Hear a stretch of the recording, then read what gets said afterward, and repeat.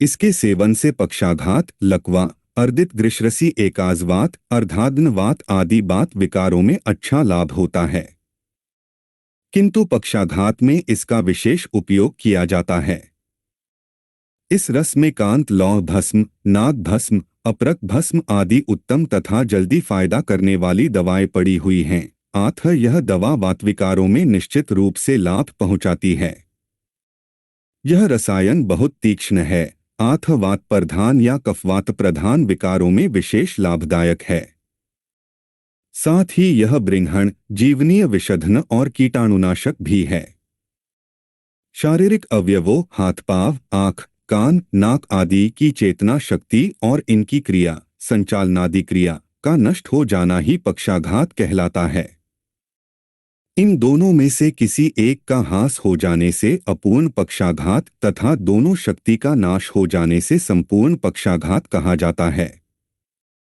कई कारणों से होने की वजह से इसके भेद भी अनेक होते हैं, जिनमें सबसे विशेष व्रासदायक उपदंशजन्य होता है, क्योंकि उपदंशजन्य पक्षाघात में रक्त और बातवाहिनी दोनों नाड़ियां दूषित हो जाती हैं।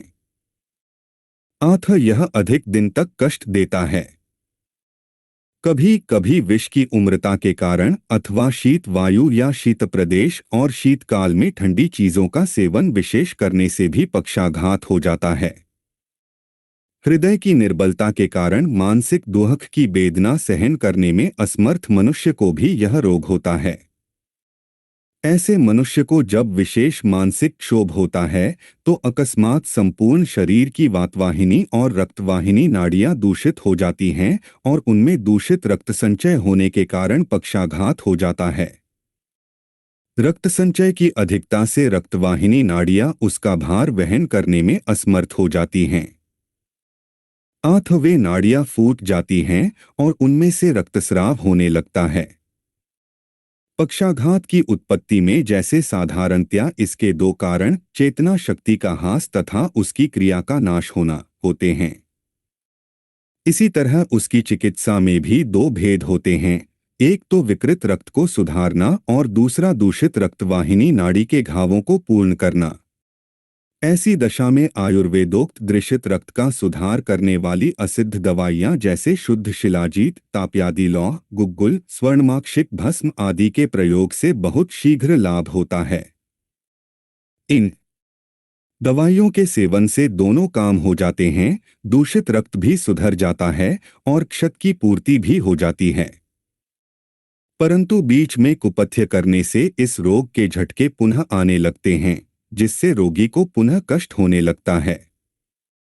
अतः इन झटकों को दूर करने के लिए अर्थात स्थायी रूप से रोग निवृत्ति के लिए इसका उपाय करना चाहिए। यह कार्य तभी हो सकता है जब दूषित वायु का सुधार होगा, क्योंकि रक्त संचालन क्रिया वायु के ऊपर निर्भर है। वायु जितनी तौर गति से उसे संचालित करता है, वह रक्त उतने जोरों से चलता है।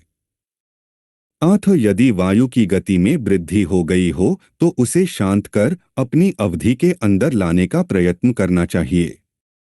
यदि वायु अपनी गति पर आ जाएगा तो रक्त की गति भी मर्यादित हो जाएगी। यह प्रकृति सिद्ध बात है, क्योंकि इसका प्रभाव खासकर वातवाहिनी नाड़ी पर होता है। अतः यह उत्तेजित वायु को शांत कर देता है तथा दृश्यत रक्त को भी सुधारता है। हृदय को बलवान बनाना भी इसका एक प्रधान कार्य है।